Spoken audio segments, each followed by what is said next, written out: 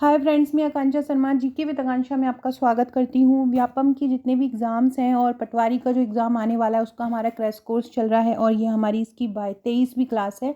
आज मैं आपको बॉयज़ करवाने वाली हूँ। बॉयज़ में जितने भी नियम हैं, रूल्स हैं, वो मैं आपको करवाऊँगी और इसके बाद बॉयज़ के क्वेश्चन हम नेक्स्ट वीडियो में करेंगे, जो मेरे आने वाली वीडियोस रहेंगी। क्योंकि पहले सबसे पहले अगर हम कोई भी ऑब्जेक्टिव लगाएं इंग्लिश की, तो उससे पहले हमको उनके नियम और जो भी ट्रिक्स रहती हैं वो पता होना ज़रूरी है। इसके पहले मैंने नरेशन का भी आपको जो नरेशन था उसके भी क्या क्या रूल्स थे, कहाँ क्या आ सकता है, वो मैंने आपको करवा दिया था। कुछ दिनों में मैं आपको उसके नरेशन के ऑब्जेक्टिव भी करवा दूँगी। नरेशन हुए, वॉइस हुए, ये ऐसे क्वेश्चन हैं जो आप लोगों ने 11th-12th में पढ़े होंगे और यहाँ से क्वेश्चन बनता है। वॉइस तो आपका 10th 9th-10th लेवल का है, तो वहाँ पर भी आया है।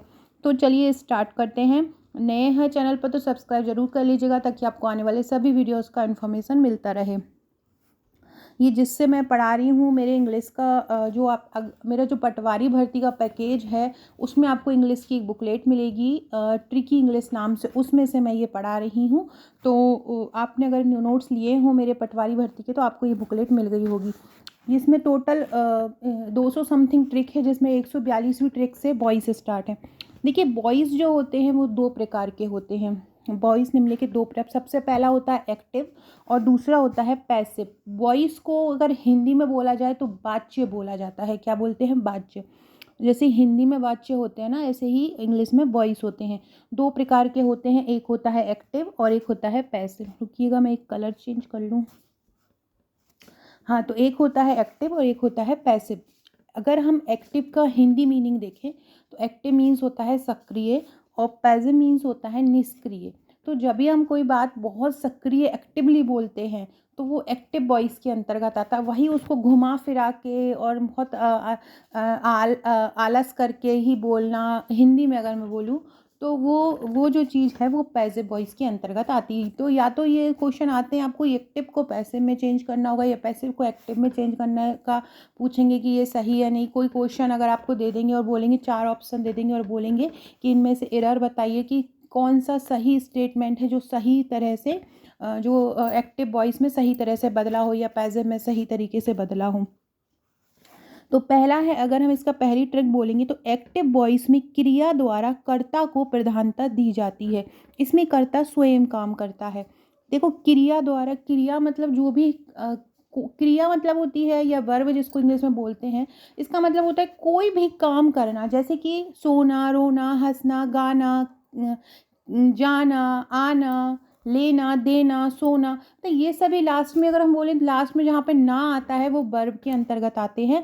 और जब क्रिया द्वारा कर्ता को प्रधानता दिया जाता है और क्रिया जब कर्ता को धक्का दे दे के प्रधानता दे रही है तो वो मतलब वो सभी चीज़ें एक्टिव वॉइस के अंतर्गत आती है। मतलब आपको मेनली ये ध्यान रखना है जब भी कोई सेंटेंस दिया हो कि इसमें कर्ता स्वयं काम करता है। कर्ता मीन्स होता है सब्जेक्ट।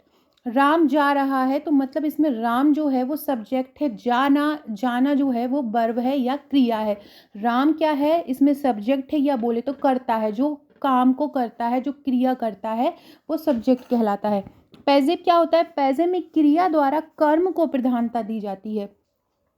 पैसिव में क्या होता है? काम, जैसे कि जो एक्टिव वॉइस है इसमें राम को प्रधानता दी जाएगी और पैसिव वॉइस में कर्म को प्रधानता दी जाएगी। जैसे कि राम विद्यालय जा रहा है तो विद्यालय को प्रधानता दी जाएगी। ऐसा बोला जाएगा कि विद्यालय को, विद्या के लिए राम जा रहा है या विद्यालय को राम जा रहा है। तो इस प्रकार से जहाँ पर ऑब्जेक्ट मतलब कर्म को प्रधानता दी जाती है वहाँ पैसिव वॉइस होता है और जहाँ पर सब्जेक्ट को प्रधानता दी जाती है वहाँ पर एक्टिव वॉइस होता है। कुछ उदाहरण आप समझ सकते हैं। पहला है, गोपाल टीचेस मोहन। गोपाल मोहन को पढ़ाता है। तो इसका पैसिव क्या होगा? Mohan is taught by Gopal. Mohan को गोपाल के द्वारा पढ़ाया जाता है। मीन सबसे पहले बोलो गोपाल टीचेस मोहन, गोपाल मोहन को पढ़ाता है। सडनली हमने नॉर्मली बोल दिया इसको एक्टिवली, आप इसको बहुत घुमा फिरा के क्या बोलेंगे? मोहन को गोपाल के द्वारा पढ़ाया जाता है। इसमें मेन एक रूल होता है वॉइस का कि सबसे मेन होता है इसमें वर्ब की हमेशा थर्ड फॉर्म का यूज़ किया जाता है। बिना थर्ड फॉर्म का उसको नहीं पढ़ा जाता। तो हमेशा वर्ब की थर्ड फॉर्म का ही उपयोग आपको करना है। तो इसका कैसे बनाएंगे वो हम आगे पढ़ेंगे। अभी बस आपको इतना ध्यान रखना है कि ऐसा होता है, आई राइट अ लेटर, मैंने पत्र लिखा, मैं पत्र लिखता हूँ। A letter is return by me, एक लेटर मेरे द्वारा लिखा गया। सब दोनों का सेंटेंस का मतलब एक ही है, मैं पत्र लिखता हूँ या मेरे द्वारा पत्र लिखा गया। बस मैं पत्र लिखता हूँ हमने एक्टिवली बोल दिया, और मेरे द्वारा पत्र लिखा गया हम बहुत निष्क्रिय तरीके से बोल रहे हैं। नेक्स्ट है राम किल्ड रावण, राम ने रावण को मारा। अब हम इसको कैसे लिखेंगे, Ravan was killed by Ram, Ravan Ram के द्वारा मारा गया। He will read this book, उसने वह बुक किताब इस किताब को पढ़ेगा। This book will be read by him, यह किताब उसके द्वारा पढ़ी जाएगी। तो आप देख रहे हैं ही विल रीड दिस बुक, यहाँ पे हमने क्या देखा, वह किताब को पढ़ेगा, हम वह को महत्व दे रहे हैं। और this book will be read by him, यह बुक उसके द्वारा पढ़ी जाएगी, तो यहाँ पे हम उस बुक को प्रधानता दे रहे हैं। तो यही आपको ध्यान रखना है। जहाँ पर ये आपसे पूछेंगे कि ये एक्टिव वॉइस है या पैसिव वॉइस है, सबसे पहले पैसिव का सबसे पहले यहाँ पर बाय जरूर लगता है, बी वाई, बाय का यूज़ जरूर होता है पैसिव में, उसके द्वारा ये काम किया जा रहा है, तो मतलब बाय का यूज़ जरूर होता है, थर्ड फॉर्म का यूज़ जरूर होता है। ये दो मेन चीज़ें हैं कि बाय जरूर लगना है। और यहाँ पे क्या होता है, सब्जेक्ट को ऑब्जेक्ट बना दिया जाता है, ऑब्जेक्ट को सब्जेक्ट बना दिया जाता है। तो वही मैंने ऊपर बताया कि यहाँ पे सब्जेक्ट को प्रधानता दी जाती है, सब्जेक्ट स्टार्टिंग में लिखा जाता है, और पैसिव वॉइस में ऑब्जेक्ट स्टार्टिंग में लिखाया जाता है, मतलब सब्जेक्ट ऑब्जेक्ट बन जाता है, ऑब्जेक्ट सब्जेक्ट बन जाता है। तीन मेन रूल आपको वॉइस के ध्यान रखना है कि हमेशा वर्ब की थर्ड फॉर्म का यूज़ होता है, हमेशा वर्ब सेकेंड लास्ट में बाय लग के सब्जेक्ट लग जाता है। तीसरा है जो लास्ट में है वो सब्जेक्ट बन जाता है, ऑब्जेक्ट जो है सब्जेक्ट बन जाता है, और ऑब्जेक्ट सब्जेक्ट बन जाता है, और सब्जेक्ट ऑब्जेक्ट बन जाता है। तो ये तीन रूल है, तो ये तीनों रूल्स याद रखिएगा। अगला पढ़ते हैं। एक्टिव वॉइस में 12 टेंसेस होते हैं। एक्टिव वॉइस में कितने टेंसेस होते हैं, 12। देखिए नॉर्मली भी अगर हम टेंसेस की बात करें तो नॉर्मली टेंसेस 3 टाइप्स के होते हैं, और तीनों टाइप्स के टेंसेस के 4-4 प्रकार होते हैं। वही 4-4 प्रकार यहाँ पे आ जाते हैं, तो क्या हो जाता है, ये 12 टेंसेस होते हैं। लेकिन पैसिव वॉइस केवल 8 टेंसेस के वाक्यों की ही लिए बनाया जाता है। अब बोल रहे हैं कि एक्टिव वॉइस में नॉर्मली, एक्टिव वॉइस मतलब जो बात की जा रही है, नॉर्मल जो हम लोग टेंस पढ़ते हैं वो 12 टेंस होते हैं। लेकिन अगर हम इनको पैसिव बनाते हैं तो यहाँ केवल 8 टेंसेस के वाक्यों को ही बनाया जाता है। निम्नलिखित 4 टेंसेस के वाक्यों की पैसिव वॉइस नहीं बनती। कौन कौन से की नहीं बनती देख लीजिए। Present perfect continuous, past perfect continuous, future continuous और फ्यूचर परफेक्ट कंटिन्यूअस। ये जो 4 टेंसेस हैं इनका वॉइस नहीं, इनका पैसिव वॉइस नहीं बनाया जा सकता। याद रखिएगा, present perfect continuous, past perfect continuous, future perfect continuous और फ्यूचर कंटिन्यूअस। याद रखिएगा, प्रेजेंट परफेक्ट कंटिन्यूअस में आप जानते हैं हैज़ बीन, हैव बीन का यूज़ होता था। पास्ट परफेक्ट में हैड बीन का यूज़ होता है। फ्यूचर कंटिन्यूअस में विल बी का यूज़ होता है, विल बीइंग का यूज़ होता है, और फ्यूचर परफेक्ट कंटिन्यूअस में विल हैव बीन का उपयोग होता है। तो इन चारों का उपयोग जो है पैसिव वॉइस में नहीं किया जाता, ये दिमाग में बिठा लीजिएगा। अगला है, जिन वाक्यों में इंट्रांजिटिव वर्ब का प्रयोग होता है उनकी वॉइस नहीं बनती है। इंट्रांजिटिव वर्ब्स मतलब इंट्रांजिटिव वर्ब मतलब होता है कि जिसमें कर्म नहीं होता है। क्या होता है इंट्रांजिटिव वर्ब मतलब, जिसमें कर्म नहीं होता, अकर्मक क्रिया होती है, वहाँ पर पैसिव वॉइस नहीं बनता। अगला रूल पढ़ते हैं। सब्जेक्ट मतलब जो कर्ता होता है यदि प्रोनाउन है, प्रोनाउन का मतलब क्या होता है, प्रोनाउन को हम हिंदी में बोलते हैं सर्वनाम, और ऐसे वर्ड जो संज्ञा के बदले प्रयोग किए जाते हैं वो सर्वनाम कहलाते हैं। तो जैसे कि हम राम को बोलेंगे ही, सीता को बोलेंगे सी, तो इस प्रकार के जो ही, सी, इट, दे, यू, ये सभी प्रोनाउन आते हैं। तो सब्जेक्ट यदि प्रोनाउन है तो वह निम्न प्रकार से बदलता है, यह वाक्य के अंत में आता है और इसके पूर्व प्रायः बाय का प्रयोग करते हैं।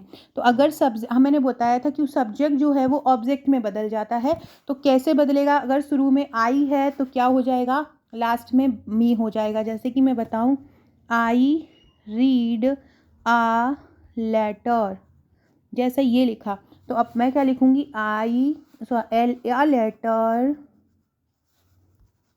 रीड वाई, आई है तो आई का क्या हो जाएगा, मी हो जाएगा। A letter is read by me, कल क्या हो जाएगा, a letter is read by me हो जाएगा। तो मतलब लास्ट में जो बाय आई लगेगा वो किसके साथ लगेगा? आई का जो पॉजेसिव फॉर्म हो जाएगा क्या आ जाएगा? मी आ जाएगा। A letter is written by me. We अगर होता है तो क्या हो जाता है? इसका अस हो जाता है।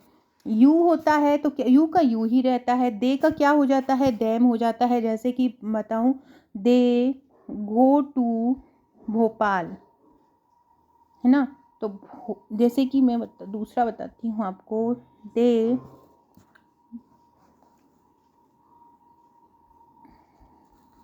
Rights a book. तो a book is return by them. A book is written by them. तो दे का क्या हो जाता है? देम हो जाता है। ही का क्या हो जाता है? हिम हो जाता है। सी का हर हो जाता है। इट का इट ही रहता है। हु का हुम हो जाता है। एक्टिव वॉइस से पैसिव वॉइस बनाने के लिए कुछ मुख्य नियम है। सबसे पहला है सब्जेक्ट को ऑब्जेक्ट और ऑब्जेक्ट को सब्जेक्ट बनाना। अगला देखते हैं। फ्रेंड, आगे बढ़ने से पहले अगर आप मेरे पटवारी भर्ती के नोट्स लेना चाहते हैं तो आप पटवारी भर्ती के नोट्स ले सकते हैं। ये टोट, और अगर आप ग्रुप 2 या सब ग्रुप 4 की तैयारी कर रहे हैं, सहायक विकास विस्तार अधिकारी की तैयारी कर रहे हैं, सम परीक्षक की तैयारी कर रहे हैं, प्रबंधक की तैयारी कर रहे हैं, जिसकी डिटेल मैंने आपको वीडियो में बताई है, तो आप हमारे ये नोट्स ले सकते हैं। जिससे मैं आपको पढ़ा रही हूँ, ये वाली बुकलेट से मैं आपको पढ़ा रही हूँ, ये आपको पटवारी के पैकेज के साथ मिलेगी। इसका चार्ज 2199 है। इसके साथ आपको एक व्हाट्सएप का ग्रुप दिया जाता है जहाँ मैं आपकी इसकी तैयारी करवाई जाती है। यहाँ पे महत्वपूर्ण रोज़ मैं कम से कम बहुत सारे मैथ्स के क्वेश्चन देती हूँ, और ऐसे क्वेश्चन हैं जो नोट्स के साथ अलग ही इसकी महत्ता है, जो इनमें आना ही आना है। कंप्यूटर के कीवर्ड रोज देती हूँ ताकि आपको तुरंत याद होता जाए। तो ये सभी आपको केवल 2199 मिलता है, जहाँ आपकी संपूर्ण तैयारी होगी। नोट्स के साथ आपको ग्रुप में भी एक कोचिंग की तरह एक तैयारी करवाया जाएगा। तो ये सभी लेना चाहते हैं तो आप मुझे व्हाट्सअप कर सकते हैं। कहीं भी भारत में रहते होंगे आपके पास डिलीवर हो जाएगा। अगला क्वेश्चन, हम नियम पढ़ रहे थे एक्टिव से पैसिव बनाने के लिए। तो सबसे पहले नए ऑब्जेक्ट से पहले हम बाय लगाते हैं। जैसे कि हम सब्जेक्ट को अगर ऑब्जेक्ट बनाते हैं और ऑब्जेक्ट को सब्जेक्ट बनाते हैं, तो अगर हम सब्जेक्ट को ऑब्जेक्ट बना रहे हैं तो उस ऑब्जेक्ट के पहले बाय जरूर लगाएंगे। टेंस के अनुसार ही सहायक क्रिया लिखते हैं। जिस तरह का टेंस होगा उसी के अनुसार सहायक क्रिया लिखेगी। एक्टिव वॉइस के वाक्य की मुख्य क्रिया हमेशा थर्ड फॉर्म में रहती है। कौन सी रहती है? हमेशा थर्ड फॉर्म में रहती है। ये इसके रूल्स हैं। चेंज ऑफ वॉइस, ये इस चित्र से समझ सकते हैं कि सब्जेक्ट क्या हो जाता है? बाय लग के ऑब्जेक्ट में बदल जाता है। सबसे पहला ये ऑब्जेक्ट क्या होता है? सब्जेक्ट में बदल जाता है। और जो वर्ब होती है वो एक्टिव फॉर्म से काय में बदल जाती है, पैसिव फॉर्म में बदल जाती है। मतलब एक सक्रिय तरीके से निष्क्रिय तरीके में बदल जाती है। अगला है प्रेजेंट इंडेफिनिट टेंस में एक्टिव वॉइस से पैसिव वॉइस बनाने के नियम इस प्रकार हैं। प्रेजेंट इंडेफिनिट टेंस का, हम सबसे पहले प्रेजेंट इंडेफिनिट टेंस का पढ़ रहे हैं। तो इस टेंस में कर्ता के अनुसार इज, एम, आर सहायक क्रियाओं के साथ मुख्य क्रिया की थर्ड फॉर्म का यूज होता है। प्रेजेंट इंडेफिनिट टेंस आपको पता ही होगा, जो साधारण वाक्य होते हैं और जो वर्तमान काल के बात होते हैं। जैसे कि राम पढ़ता है, सुमन रोती है, रोहन सोता है, मैं पढ़ता हूँ, मैं पटवारी की तैयारी करता हूँ। तो ये सभी चीज़ें जो आती है प्रेजेंट इंडेफिनिट टेंस में आते हैं। और इसको अगर ये एक्टिव वॉइस में आप पढ़ रहे हैं, जैसे कि मैं इंग्लिश पढ़ता हूँ, तो आई रीड इंग्लिश। तो ये जो आपका है ये प्रेजेंट इंडेफिनिट का है। तो जब अगर आप इसको पैसिव फॉर्म में बदलोगे तो सबसे पहले आ जाएगा आपका इंग्लिश। इंग्लिश क्या है? एक है, सिंगुलर है, तो इसके साथ आ जाएगा क्या? इज। तो दूसरे पे आ जाएगा इज। फिर रीड की थर्ड फॉर्म आ जाएगी इंग्लिश की। रीड की थर्ड फॉर्म रीड ही होती है, तो इंग्लिश इज रीड। बाय, तो बाय जब हमने पढ़ा था कि अभी जो सब्जेक्ट है वो ऑब्जेक्ट ले जाता है तो बाय लग के आता है, तो बाय। और आई की पॉजेसिव फॉर्म क्या होती है? मी। तो क्या हो जाएगा? मी। अगला है तो इस टेंस में कर्ता के अनुसार इज, एम, आर सहायक क्रियाओं के साथ मुख्य क्रिया की थर्ड फॉर्म लगती है। नियम 2 में ही, सी, इट तथा सिंगुलर नाउन के साथ इज का प्रयोग होता है और आई के साथ एम का प्रयोग होता है। वी, यू, दे तथा प्लूरल नाउन्स के साथ आर का प्रयोग होता है। अब हम कुछ उदाहरण देख लेते हैं। Mohan writes a letter. तो सबसे पहले ये देखो, इसमें मोहन क्या है, सब्जेक्ट है, और लेटर, अ लेटर क्या है, ऑब्जेक्ट है। तो हम इसको ऑब्जेक्ट बना लेंगे और मोहन को सब्जेक्ट बना लेंगे। तो मोहन को जब हम लास्ट में ले जाएंगे ऑब्जेक्ट बनाकर, तो उसमें हम बाय लगा देंगे, क्योंकि यहाँ पे मोहन सब्जेक्ट है और लास्ट में जाके ये क्या बन जाएगा, ऑब्जेक्ट बन जाएगा। तो देखो ये मोहन यहाँ पे लास्ट में बाय लग कर आ गया, और अ लेटर स्टार्टिंग में आ गया। लेटर सिंगुलर है तो इसके साथ क्या आ जाएगा, इज आ जाएगा। राइट की थर्ड फॉर्म क्या हो जाएगी, रिटर्न हो जाएगी। A letter is return by Mohan. अगला है दे बाय बुक, वो वे बुक्स खरीदते हैं। तो बुक्स, सब्जेक्ट बुक सबसे पहले आ जाएगा, और बुक्स प्लूरल में है इसलिए इसके साथ आ जाएगा आर। बाय की थर्ड फॉर्म होती है बॉट, सब्जेक्ट काय के साथ आ जाएगा, बाय के साथ, तो बाय देम। ऐसे ही I do not like him, तो हिम लास्ट में है तो इसको सब्जेक्ट बनाएंगे तो ही आ जाएगा, ही आ जाएगा। ही के साथ क्या जाएगा, इज नॉट। लाइक की थर्ड फॉर्म होती है लाइक्ड, और आई के साथ क्या आ जाएगा, वाई, वाई, और आई की पॉजिटिव फॉर्म क्या आ जाएगी, मी। डू यू लव हर, तो देखो यहाँ पे आप देख रहे हैं कि ये इंटेरोगेटिव है। इंटेरोगेटिव में क्या होता है, देखो यहाँ भी हेल्पिंग वर्ब लगी है तो आपका पैसिव फॉर्म में भी हेल्पिंग वर्ब आगे लगेगी, क्योंकि हम इसमें डू, डिड, डज का प्रयोग कर रहे हैं, इसलिए हम यहाँ पर इज एम आर का प्रयोग करेंगे स्टार्टिंग में। तो सी के साथ इच का प्रयोग आएगा, क्योंकि हर का जो हम नॉर्मल फॉर्म आगे ले जाएंगे तो हर का जो फॉर्म आ जाएगा वो सी आ जाएगा, और सी के साथ आ जाएगा इज, तो loved by you.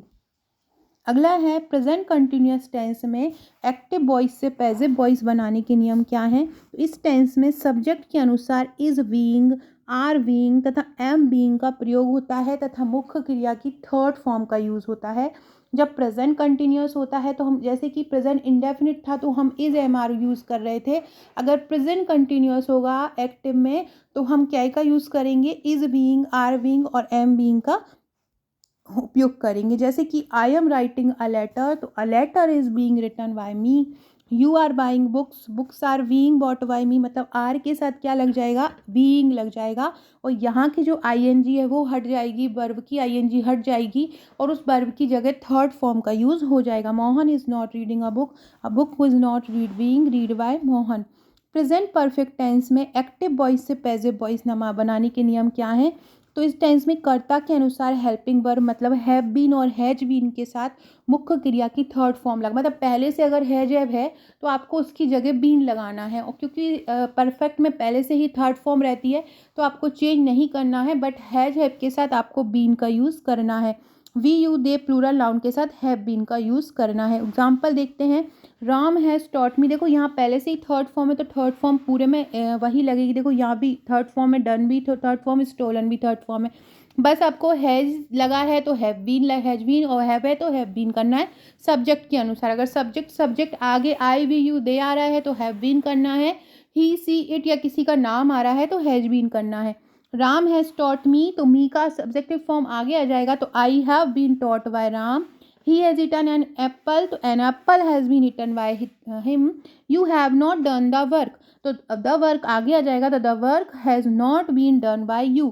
Have you not stolen the bag, आपने देखा यहाँ भी has है, और चूंकि यहाँ पे the bag है, the bag सिंगुलर है, तो सिंगुलर जब होता है तो आगे का यूज होगा, हैज का यूज होगा। Has the bag not is been stolen by you. अगला रूल वो पढ़ते हैं, पास्ट इंडेफिनिट टेंस में एक्टिव वॉइस से पैसिव वॉइस बनाने के नियम क्या हैं। तो देखो जैसे कि हम प्रेजेंट इंडेफिनिट में इज एम आर का यूज़ कर रहे थे एक्टिव से पैसिव बनाने के लिए, ऐसे ही इसमें वाज और वर का यूज़ करेंगे।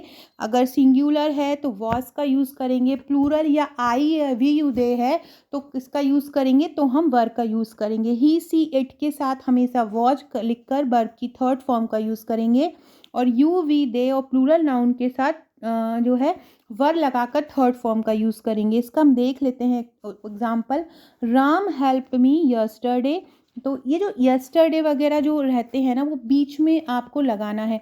आई राम हेल्प्ड मी, यहाँ पे ये आपका दिख रहा है कि ऑब्जेक्ट है तो आपको इसको ही मी को आगे ले जाना है। मी का सब्जेक्टिव फॉर्म आगे आ जाएगा, I was helped yesterday by Ram. You ate these mangoes, तो दीज मैंगोज आगे आ जाएगा, तो दीज मैंगोज, मैंगोज क्या है यहाँ पे प्लूरल में आ रहा है तो इसके साथ क्या आ जाएगा, वर आ जाएगा, तो these mangoes were eaten by you. She did not sing a song was not sung by हर।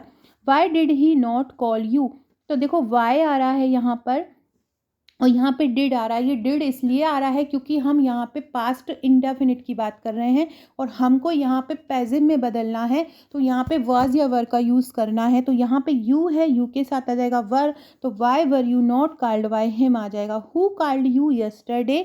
यहाँ पे आप देख रहे हैं क्वेश्चन मार्क कहाँ, ये वाला सेंटेंस आपको ध्यान रखना है कि जब ये हु का यूज़ आए WHO का, तो आपको स्टार्टिंग करना है वाई हुम के द्वारा। याद रखिएगा कि जब भी हुम्स हु से स्टार्टिंग हो रही है तो आपको बाय हुम से स्टार्टिंग करनी है। वाई हुम वर यू कॉल्ड यस्टरडे। अगला हम पढ़ रहे हैं पास्ट कंटिन्यूअस टेंस के बारे में। पास्ट कंटिन्यूअस टेंस में क्या होता है, तो past continuous tense past imperfect या पास्ट प्रोग्रेसिव में एक्टिव वॉइस से पैसिव वॉइस बनाने के लिए हैड बीन का यूज़ किया जाता है। जो पास्ट कंटिन्यूअस है उसमें पहले से ही पास्ट कंटिन्यूअस में क्या होता है, पहले से ही वॉज और वर का यूज़ होता है। तो हमको क्या करना है कि वॉज और वर का तो यूज़ करना ही करना है, साथ में जो हेल्प जो हमारी मेन वर्ब है उसमें आईएनजी लगा होता है, उस आईएनजी को हटा के बीइंग लगाना है और मेन वर्ब की थर्ड फॉर्म का यूज़ करना है। जैसे कि इस टेंस के वाक्यों में सहायक क्रिया वॉज बीइंग तथा वर बीइंग का प्रयोग करना है सब्जेक्ट के अनुसार। सिंगुलर नाउन है तो वाज बीइंग का यूज़ करना है। प्लूरल है या वी यू दे है तो थर्ड फॉर्म के साथ वर बीइंग का यूज़ करना है। एग्जाम्पल देखते हैं। He was writing a letter was being written by him. I was eating mangoes, तो mangoes were being eaten by me. She was not singing songs, तो songs आगे आ जाएगा, सॉन्ग्स प्लूरल है तो वर नॉट, और मैंने बताया था आईएनजी है तो ये वाला आईएनजी हट जाएगा, उसकी जगह बीइंग आ जाएगा, sung by her. Was Ram telling a story, तो was a story being told by Ram. अगला है पास्ट परफेक्ट टेंस में एक्टिव वॉइस से। ये पास्ट परफेक्ट और प्रेजेंट परफेक्ट बहुत सरल रहता है। यहाँ पे जगह हैड है तो आपको हैड बीन का यूज़ करना है, बाकी सब वैसा का ही वैसा हो जाएगा। फ्यूचर इंडेफिनिट टेंस में क्या होता है कि विल और सेल लगे हुए होते हैं, तो आपको विल और सेल की जगह विल वी और सेल बी का यूज़ करना है। फ्यूचर इंडेफिनिट टेंस में विल के बी तथा सेल बी सहायक क्रियाओं का प्रयोग सब्जेक्ट के अनुसार होता है। इसका नियम 2 ये है कि आई वी के साथ सेल वी तथा अन्य सभी सब्जेक्ट के साथ विल वी के पश्चात मुख्य क्रिया का थर्ड फॉर्म का उपयोग करते हैं। अगला है future perfect tense. Future perfect tense में एक्टिव वॉइस से पैसिव वॉइस बनाने के लिए क्या करते हैं, विल हैव बीन का प्रयोग करते हैं। क्या का, अगर फ्यूचर परफेक्ट टेंस का कोई है तो काय का यूज़ करेंगे, विल हैव बीन का उपयोग करेंगे और थर्ड फॉर्म लगाएंगे। जैसे कि I shall have bought a book, तो a book will have been bought by me. You will have helped me, तो I shall have been help by you. Sita will not have done it, it will not have been done by Sita. Will she have washed these dirty cloth, these dirty cloth है तो these इसके पहले आ जाएगा, ये object में बदल जाएगा, तो will these dirty cloth have been washed by her. अगला हम जो पढ़ने वाले हैं वो इम्पेरेटिव है। इम्पेरेटिव सेंटेंस से मतलब होता है आदेशात्मक वाक्य। तो इसके रूल्स पढ़ते हैं। इम्पेरेटिव सेंटेंस में आज्ञा, निवेदन, प्रार्थना, सुझाव आदि प्रकट होते हैं। ऐसे वाक्यों में कर्ता छुपा हुआ रहता है और यह कर्ता यू होता है। मतलब आपको लिखा नहीं रहेगा कि आप यू से बोल रहे हो, आपको सेपरेटली यू नहीं लिखा होगा, बस आपको पता होना चाहिए कि इम्पेरेटिव है तो हम आदेश तो तुमको ही देंगे। कि जब आदेश देते हैं तो हम अपने सामने वाले व्यक्ति को ही देंगे, जो अदृश्य होगा उसको तो नहीं देंगे, तो इसलिए क्या हो जाएगा यू। इम्पेरेटिव सेंटेंस के पॉजिटिव वाक्य वर्ब की फर्स्ट फॉर्म से ही आरंभ होते हैं, ये ध्यान रखिएगा। इम्पेरेटिव सेंटेंस के जो पॉजिटिव वाक्य हैं वो वर्ब की फर्स्ट फॉर्म से आरंभ होते हैं। ऐसे वाक्यों की पैसिव बनाते समय लेट के पश्चात कर्म मतलब ऑब्जेक्ट लिखकर सहायक क्रिया वी का प्रयोग करके मुख्य क्रिया की थर्ड फॉर्म लगाते हैं। तो आदेशात्मक वाक्यों में लेट का प्रयोग करना है, ये ध्यान रखिएगा। एक्टिव वॉइस के नेगेटिव वाक्य प्रायः डू नॉट से आरंभ, डू नॉट मतलब डोंट से आरंभ होते हैं। ऐसे वाक्यों की पैसिव बनाते समय बी से पहले नॉट को लिखा जाता है। किसके पहले, बी से पहले। प्रार्थना सूचक पॉजिटिव वाक्यों की पैसिव बनाते समय प्लीज को हटा देते हैं। जब प्रार्थना सूचक होता है तो प्लीज को क्या करते हैं, हटा देते हैं और प्लीज के स्थान पर यू आर रिक्वेस्टेड लिखते हैं तथा शेष भाग को ज्यों का त्यों लिखते हैं। वेरी वेरी इंपॉर्टेंट पॉइंट है कि जब प्रार्थना सूचक वाक्य होता है तो प्लीज हटा देते हैं और उसकी जगह यू आर रिक्वेस्टेड लिखते हैं। अगला है प्रार्थना सूचक नेगेटिव वाक्यों में you are requested not to लिखते हैं। क्या लिखते हैं, you are requested not to, शेष भाग को वैसा कहीं वैसा लिख देते हैं। एग्जाम्पल देखते हैं। कॉल द सर्वेंट, सर्वेंट को फ़ोन करो, आदेश दे रहे हैं तो हम क्या लिखेंगे, let the servant by called by you. Last में यू का चला जाएगा, यू को हमें सब्जेक्ट मानना है, भले ही उन्होंने दिया हो या ना दिया हो। तो let the servant by called by you, या ऐसे लिख सकते हैं, let the servant called by you. Open the door, तो let the door be opened by you, यहाँ पर बी का जरूर यूज़ करना है। Let the door be opened by you. Do not call the servant, तो let the servant not be called by you. Don't insult this weak, तो let the week not be insulted by you. Please do it, please का यहाँ पे क्या का use करना है, you are requested to do it. Please don't do it, you are requested not to do it. इस प्रकार से आपको करना है। अगला है एक्टिव वॉइस से पैसिव वॉइस बनाने के लिए must, can, could, may, might, should, would और टू के पश्चात अगर दिया हो ये तो इनके बाद वी लगा लेते हैं और हमेशा थर्ड फॉर्म का यूज़ करते हैं। जैसे कि ही लॉट एट मी, तो I was laughed at by him. She must do, देखो ये मी है जो है वो यहाँ पे आई के साथ आ जाएगा। यहाँ पे आप देख रहे हैं कि पहले से ही सेकंड फॉर्म है तो इसलिए यहाँ पे वॉज आ जाएगा, तो laughed at by him. She must do it, it must be done by. Must है तो मस्ट के साथ क्या आ जाएगा, वी आ जाएगा। ऐसे कुड है तो कुड के साथ क्या आ जाएगा, वी आ जाएगा। कैन है तो कैन के साथ क्या आ जाएगा, वी आ जाएगा। ऐसे ही ये जितने भी वर्ड होते हैं उनके साथ वी आ जाता है।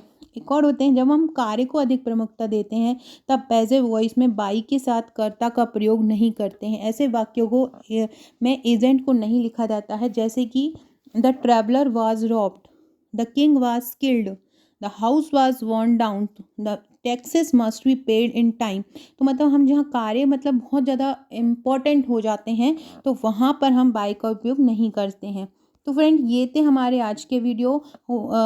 आशा है आपको पसंद आएंगे। इसमें मैंने पूरी ट्रिक्स आपको बता दी हैं और हम आगे वाले वीडियो में इसके हम ऑब्जेक्टिव करेंगे जो आपके लिए बहुत महत्वपूर्ण रहेंगे। अगर आपने अभी तक नया मेरा चैनल को सब्सक्राइब नहीं किया है, न्यू है, तो सब्सक्राइब कर लीजिएगा।